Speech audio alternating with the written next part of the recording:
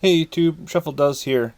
Today I'm going to be removing these surface mounted can lights that are typical in drop ceilings or an area where you can't put a junction box between joists or rafters or stud walls or something. So you want to check for power, see if it's hot. If it is, make sure you find the breaker, click that off.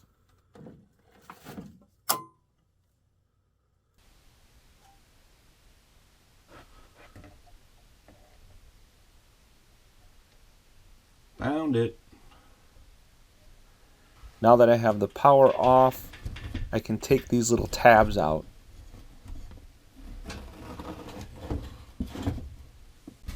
Now the easiest way that I have found to take these tabs out is just a pair of needle nose pliers and push up from the underside.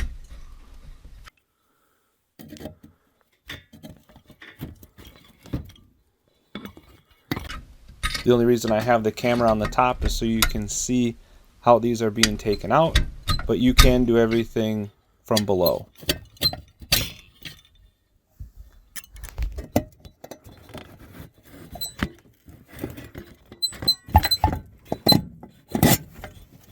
Three tabs are pretty typical on these type of units, so just take all those out and this can fall right through.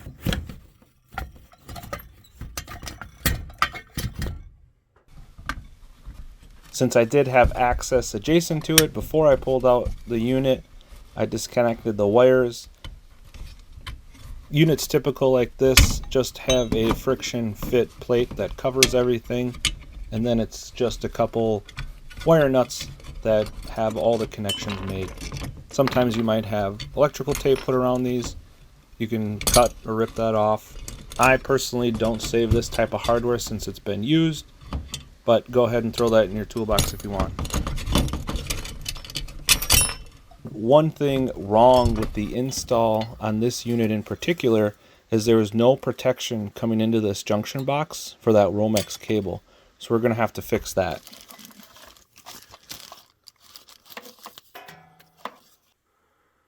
Just making sure it's going to fit before I spend the time installing the first junction box.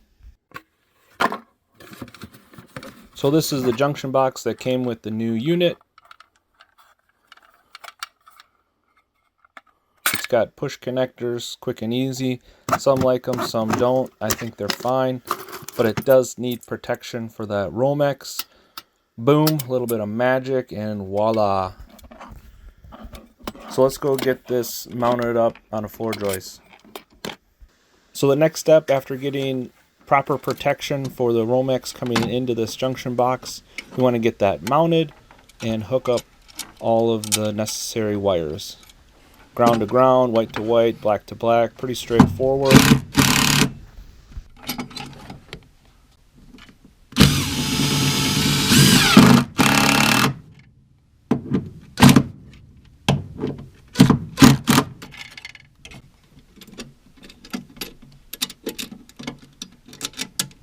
So now you can push those wires through that grommet, and then you're going to want to clamp all of that in place so it doesn't move.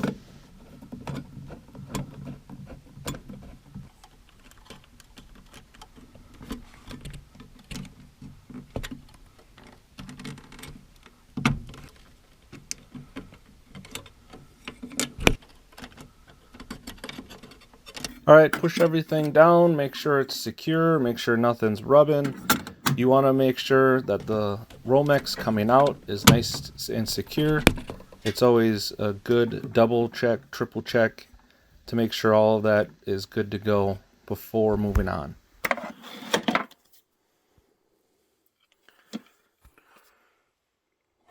Next step is grabbing the puck light and getting that up into the hole. You can use the template they provided. Otherwise, in this case, I'm using the hole that's already here. These are just spring-loaded clips. Put the one in and then spring back the other, slide it all up, and that'll hold it in place. Reposition it to make sure you don't have any gaps or edges showing from the hole you might have cut.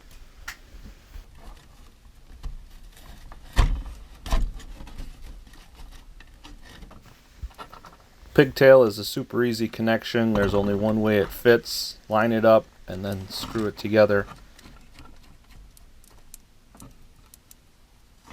So with these units, they range from 2700 up to 5000 Kelvin. So that's warm white to cool white. Go ahead and make that selection. You can change it later, but I like to set it before I turn the power back on. And you should be good to go flip on the power and see if it works. Now this first install while videotaping took me less than 30 minutes to do, and that's with camera work as well.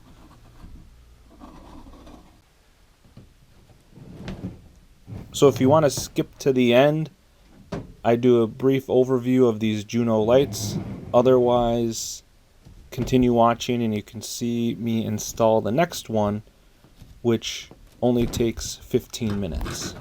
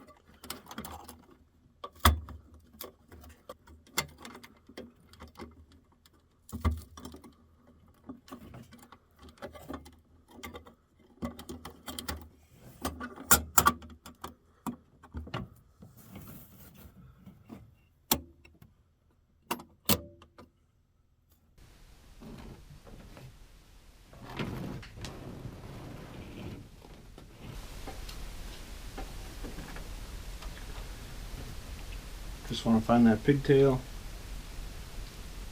line it up, and then screw it down. So these not only swivel a little bit, but they also pivot. It's almost 180 degrees, it looks like. So I think I'm going to try and sneak this guy in, and then lift this end up.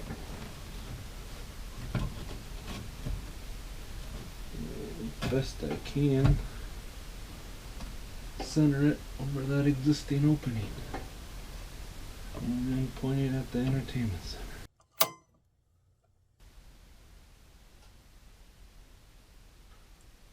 So just a little bit about these Juno wafer downlights. They are a 4-inch, they're dimmable, they can go in a wet area, they angle up to 20 degrees, they're dimmable. They're adjustable with that selector level of 2700 Kelvin, 3000, 3500, 4000, and 5000 Kelvin. And I think they seem to work pretty good. A lot better than the old can that was in there and the bulbs that just weren't right. Let's hope they last the 50,000 hours that they claim to. So thanks again for watching. This is just another episode of Shuffle Does doing his thing, putting in a 4-inch puck light. Make sure to smash that thumbs up and put a comment down below if you like what you see. Thanks for watching.